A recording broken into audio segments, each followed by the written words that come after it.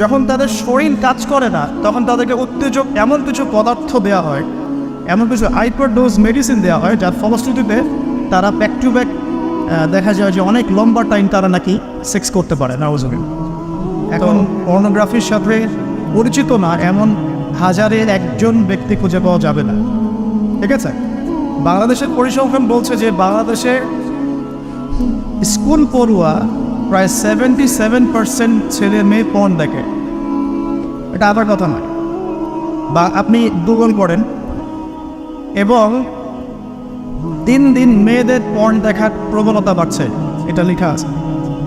শুধু তাই নয়, ওই 1896 সালের দিকে তারা যখন পর্নোগ্রাফি ছড়িয়ে দেয়, মাত্র 7 মিনিটের একটা ভিডিও তারা প্রকাশ করছে, ঠিক আছে? এবং তার নামও তারা দিয়েছিল, আমার নামটা ঠিক খেয়াল নাই, আর আমি এগুলো ফিল্মস দেখিনি, আমি গুগলের নামটা দেখেছি কী নাম ছিল। তো তখন থেকে নিয়ে এই পর্যন্ত এই যে নীল সংস্কৃতি চালু করে দেয়া, এটা শুধু পশ্চিমাদের মধ্যে সীমাবদ্ধ থাকে নাই, পুরো বিশ্বের মধ্যে ছড়িয়ে দেওয়া হয়েছে। এবং আপনি পরিসংখ্যান দেখবেন যে এই নীল সংস্কৃতিতে সবচাইতে বেশি যারা পারদর্শী তারা হচ্ছে মার্কিন যুক্তরাষ্ট্রে। এবং এই ব্লু ফিল্মস পুরো বিশ্বে একটা ইন্ডাস্ট্রি চালু করেছে, এর নাম হচ্ছে পর্ন ইন্ডাস্ট্রি, ঠিক আছে? এবং আপনি এবার শুনলে অবাক হবেন যে এই পর্ন ইন্ডাস্ট্রি প্রতি বছরে $97 বিলিয়ন ব্যবসা করে। $97 বিলিয়ন ব্যবসা করে পর্ন ইন্ডাস্ট্রি সারা ওয়ার্ল্ডে। 1 বিলিয়ন সমান কত? 100 কোটি। 1 বিলিয়ন সমান 100 কোটি। 100 কোটি ডলার টাকা দিয়ে হিসাব করে দেখেন কত টাকা হয়। $97 বিলিয়ন ব্যবসা হয় প্রতি বছর এই পর্ন ইন্ডাস্ট্রির মধ্য দিয়ে। এবং এই ইন্ডাস্ট্রির ফিল্মসগুলো হলিউড বলিউডের চেয়ে বেশি শ্যুট করা হয়। এবং আমেরিকার লস অ্যাঞ্জেলেস নামক একটা জায়গা আছে না, এটাকে বলা হয় পর্নের স্বর্গরাজ্য। মানে এখানেই সব পর্নের শুটিংগুলো আগে হতো। একটা পর্যায় থেকে সেখান থেকে সরিয়ে ক্যালিফোর্নিয়া নিয়ে আসা হয়েছে। কখন সরানো হয়েছে? যখন সেখানকার প্রশাসন একটা আইন জারি করল। কী আইন জারি করলো? যে এখানে শুটিং করতে হলে বাধ্যতামূলক কর্নিডন ব্যবহার করতে হবে। নাউজুবিল্লাহ পড়বেন না? তো তারা এটা ব্যবহার করার পক্ষপাতী না, তখন ওখান থেকে ইন্ডাস্ট্রি সরিয়ে ক্যালিফোর্নিয়ার দিকে নিয়ে যাওয়া হয়েছে। তো শুধু আমেরিকায় প্রতি বছর 10 থেকে 12 বিলিয়ন ডলারের ব্যবসা করে এখানে। দ্বিতীয় স্থানে আছে ইউরোপের কান্ট্রি ব্রিটেন, তারপরে আছে সাউথ আফ্রিকা, তারপরে অন্যান্য কান্ট্রি জার্মানি, এদিকে আপনার সুইডেন, ফিনল্যান্ড, আমাদের উপমহাদেশের অনেক কান্ট্রিও আছে, ঠিক আছে? তো এই যে নীল সংস্কৃতি সারা ওয়ার্ল্ডে তারা ছড়িয়ে দিল, এখান থেকে আমি একটা নাম চুজ করেছি আর কি, যে নীল দর্পণ। আমি কিন্তু লেকচারে এখানে যাইনি, জাস্ট ইন্ট্রোডাক্টরি কিছু কথা বললাম যে নীল দর্পণ নামটা আমি কেন দিয়েছি এই কারণে। তো মূল লেকচারে যাওয়ার আগে আমি আপনাকে কয়েকটা পরিসংখ্যান দেখাই। তার আগে বলে দিই যে এর ফলশ্রুতিতে শুধু যে ধর্ষণ বেড়েছে এমনটা নয়, বরং সমকামিতাও বেড়েছে। এখনকার পরিসংখ্যান বলছে মার্কিন যুক্তরাষ্ট্রের 52% মানুষ মনে করে যে সমকামিতাকে স্বীকৃতি দেওয়া উচিত, এবং 41% মানুষ মনে করে দেওয়ার দরকার নেই। কিন্তু আইনত এটা লিগ্যালাইজড, এটা ওদের বাক স্বাধীনতা। এটা কানাডা অনেক আগেই করেছে, ব্রিটেনেও আছে, অস্ট্রেলিয়াও স্বীকৃতি দিয়েছে, এবং দিন দিন আস্তে আস্তে আমাদের ভারত থেকে শুরু করে আমাদের দেশে পর্যন্ত এগুলোর বিস্তার বেড়ে গেছে।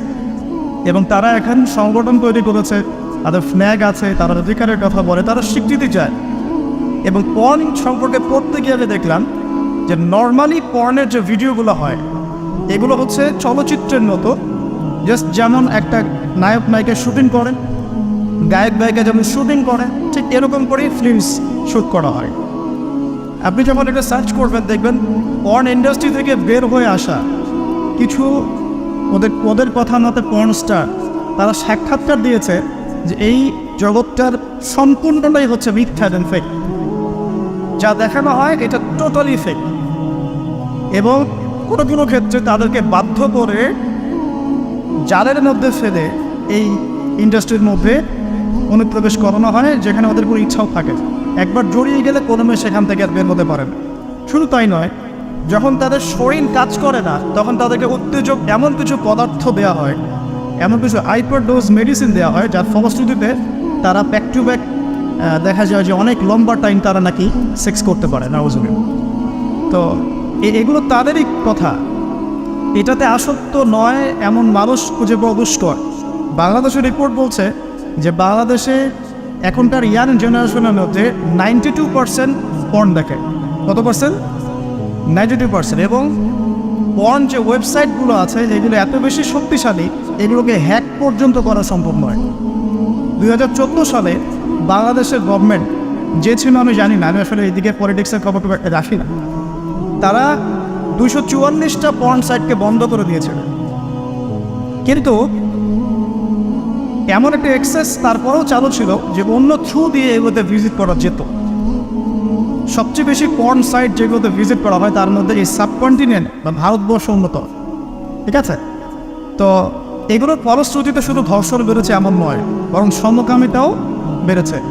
এবং দেখা যাচ্ছে যে এখন প্রতি 10 জন মানুষের মধ্যে একজন নাকি, এটা রিপোর্ট, প্রতি 10 জনের মধ্যে নাকি একজন বিপরীত লিঙ্গের দিকে নয় বরং স্বলিঙ্গের দিকে আকর্ষিত হচ্ছে। এবং এই মহামারীগুলো দিন দিন বাড়ছে। আমি যখন লেকচার শেষ করবো তখন আপনাকে আমি কিছু হাদিস শোনাবো নবী সাল্লাল্লাহু আলাইহি ওয়াসাল্লামের এই যুগ সম্পর্কে কিছু ভবিষ্যৎবাণী।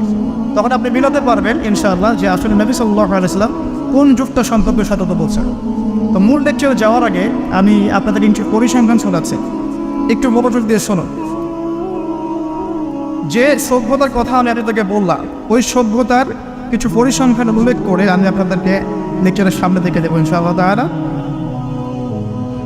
একটা রিপোর্ট বলছে, এটা দৈনিক জনকণ্ঠকে ছাপানো হয়েছিল, এটা ছাপানো হয়েছিল 16 অক্টোবর 2020-এ, যে তারা ওয়ার্ল্ডের টপ 10 যে কান্ট্রিজ ধর্ষণের দিক থেকে, নারী নির্যাতনের দিক থেকে এদের একটা তালিকা তৈরি করে। এবং এই তালিকায় একটু গেস করেন কোন দেশ টপে আছে? যে বলেন, বুঝতে পারছি না, ইন্ডিয়াটা সবচেয়ে টপে আছে ইউএসএ, ঠিক আছে? আমি আপনাকে পরিসংখ্যান দেখাচ্ছি, তারপরে আমি মূল লেকচারে যাবো ইনশাআল্লাহ। যে দেখা যাচ্ছে পুরো ইউরোপের, পুরো পশ্চিমা সভ্যতা ইউরোপের যারা হচ্ছে এখনকার মধ্যবিত্ত কান্ট্রিগুলোর, উন্নয়নশীল কান্ট্রিগুলোর রোল মডেল বলি আমরা, তাই না? আমরা তো সবখানে ইউরোপ বানাতে চাই। ইভেন আমাদের দেখা যায় অনেক ক্ষেত্রে মিডল ইস্টের, মধ্যপ্রাচ্যের কোনো কোনো কান্ট্রির লিডার বলছে যে আমরা এত সালের মধ্যে মধ্যপ্রাচ্যকে ইউরোপ বানিয়ে ফেলব, ঠিক আছে? তো আমরা ইউরোপ বানাতে চাই। তো ইউরোপের দেখা যায় যে 15 বছরের কম, পুরো ইউরোপে 15 বছরের কম 33% মেয়ে 15 বছরের আগেই কারো না কারো দ্বারা শারীরিক নির্যাতনের শিকার হয়েছে, যৌন নির্যাতনের শিকার হয়েছে। আচ্ছা, সামনে আসেন। আমাদের পার্শ্ববর্তী দেশ ভারতের কথা এসেছে এখানে, যে প্রতি 22 মিনিটে একটা করে মেয়ে ভারতের নির্যাতনের শিকার হয়, যৌন নির্যাতনের শিকার হয়। বাংলাদেশের সংখ্যাটা কত এটা আপনারা বের করবেন, আমি পরে দেখছি। শীর্ষ 10-এর তালিকায় প্রথমে আছে আমেরিকা, যেখানে বলা হচ্ছে যে 99% পুরুষ, 99% পুরুষ এরা উন্নত যৌন বিষয়গুলোতে আগ্রহী, ঠিক আছে? 1% পুরুষ চাচ্ছে যে ফ্যামিলি হোক, নর্মাল আমি ইসলামিক যেটা চিন্তা করি, ফ্যামিলি হোক, বিয়ে শাদী হোক, তারপরে বাচ্চা কাচ্চা হবে, এটা তারা 1% মানুষ চায়। ফ্রি সেক্সুয়াল যে রেভলিউশন, এটাতে 99% পুরুষ বিশ্বাস করে। তারপরে আসেন, তারা বলছেন যে এখানে আমেরিকাতে প্রতি 6 জন মেয়ের মধ্যে একজন ধর্ষণের শিকার হয়, প্রতি 6 জন মেয়ের মধ্যে একজন ধর্ষণের শিকার হন। এবং যে পরিসংখ্যানগুলো করা হয়েছে এটা মাত্র 16% কেসের ভিত্তিতে, বাকিরা কেসই করেন। যারা কেস করেছে, এই কাগজপত্র আছে, এর মধ্যে দেখা যায় প্রতি 6 জনের একজন ধর্ষণের শিকার হয়। তো এরপরে দ্বিতীয় নাম্বার তালিকায় আনা হয়েছে সাউথ আফ্রিকার, দক্ষিণ আফ্রিকা। এটাকে বলা হয় ধর্ষণের রাজধানী। কী বলা হয়? ধর্ষণের রাজধানী। এখানে দেখা যায় যে শুধু 2012 সালেই, অনলি 2012 সালেই 65,000 ধর্ষণের ঘটনা রয়েছে। আমি পরে আপনাকে হাদিসগুলো বলবো, আপনি আগে পরিসংখ্যানটা ঢোকাতে থাকে। 65,000 ধর্ষণের ঘটনা ঘটেছে শুধুমাত্র সাউথ আফ্রিকাতেই। আর সাউথ আফ্রিকার 4,000 নারীর উপর জরিপ করে দেখা গেছে যে তাদের মধ্যে প্রতি 3 জনে একজন জীবনে একবার না একবার একজন পুরুষের দ্বারা যৌন সহিংসতার শিকার হয়েছে, প্রতি 3 জনে। এরপরে আরেকটা জরিপে দেখা গেছে যে আফ্রিকার 25% পুরুষ, পুরো আফ্রিকার 25% পুরুষ, মানে 4 ভাগের 1 ভাগ পুরুষ জীবনে একবার না একবার কোনো না কোনো মেয়েকে ধর্ষণ করছে। এগুলো আমাদের রিপোর্ট না, কিন্তু আপনি অনলাইনে পাবেন। এরপর আসেন 3 নম্বরে রাখা হচ্ছে সুইডেনকে। এবার সুইডেনকে খুব হাইলাইট করা হয়, খুব উন্নত কান্ট্রি। দেখা যায় যে 2009 সালে সুইডেনে ধর্ষণের হার ছিল 58%। কত পার্সেন্ট? আচ্ছা, 4 নম্বরে যে দেশ খুব পরিচিত আমাদের পাশে, ভারত, সেখানে বলা হচ্ছে যে 2012 সালের জরিপে ইন্ডিয়াতে ধর্ষণের রিপোর্ট করা হয়েছে 24,923টা। 24,923। আসেন, তারপরে একজন রিপোর্টে বলছে প্রতি 22 মিনিটে সেখানে একজন মেয়ে ধর্ষিত হচ্ছে। 5 নম্বরে আছে যুক্তরাজ্য, মানে ইংল্যান্ড, যেটাকে আমরা বলি যে ওই যে রানী এলিজাবেথ মারা গেলেন, খুব শোক পালন করলাম না। আচ্ছা, তো তাদের মধ্যে বলা হচ্ছে যে প্রতি বছর গড়ে 85,000 নারী সেক্সুয়াল অ্যাবিউজের শিকার হয়, মানে যৌন হয়রানির শিকার হয়েছে। এছাড়া প্রায় 4 লক্ষ নারী এ পর্যন্ত 2012 সাল থেকে এই পর্যন্ত, মানে 2022 পর্যন্ত, লাস্ট 10 বছরে 4 লক্ষ নারী কোনো না কোনোভাবে পুরুষের দ্বারা যৌন নির্যাতনের শিকার রয়েছে, যার মধ্যে 25 থেকে 30% হচ্ছে শিশু, মানে বাচ্চা মেয়ে। তারাই তো আবার আমাদেরকে বলছে যে বিয়ের বয়স তোমরা তো কমাই রাখ। আচ্ছা, আসেন এবার আরও সামনে যাই। জার্মানি পরিসংখ্যান, জার্মানি হচ্ছে এখন 6 নম্বর।